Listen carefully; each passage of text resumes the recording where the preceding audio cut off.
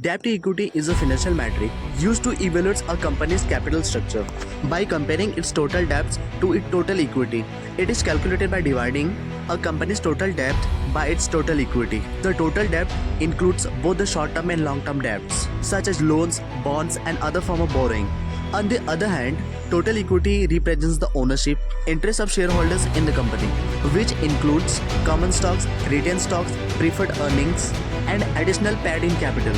A high debt-to-equity ratio indicates that a company has been aggressive in financing its growth with debt, which could lead to the higher financial risk, as it means the company has more debt, which relative to the total equity of the company. On the other side, a low debt-to-equity ratio can suggest a conservative financing strategy, indicating a low level of financial risk, but potentially the growth will be very slow. This ratio is essential for creditors and investors, as it can provide the insights into a company's leverage and financial health. So as we got to know what is the debt to equity for a company, so let's know what are the factors which should be considered by investors. Number 1. Risk tolerance. As we know, higher financial leverage and potentially high risk. First, you make sure whether the company's level of debt aligns with your risk tolerance. Number 2. The industry norms.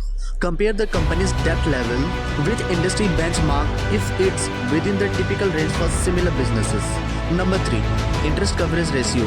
Evaluate the company's ability to cover interest payments on its debt with the earning. A higher ratio indicates better ability to meet the debt obligations. Number 3.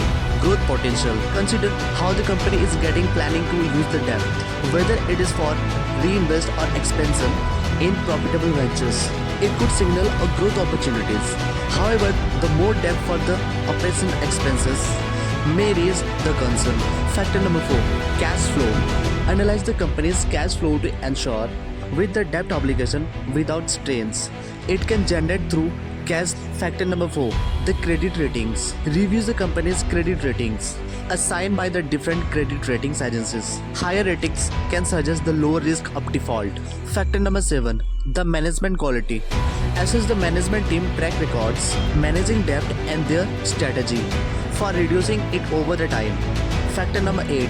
The market conditions. Consider the prevailing interest rates and economic conditions, as they can impact the cost of debt and company's ability to refinance. By considering these following factors, investors can make a better decision about the level of debt of a company, which are the company carry, and its potential impact on investment returns.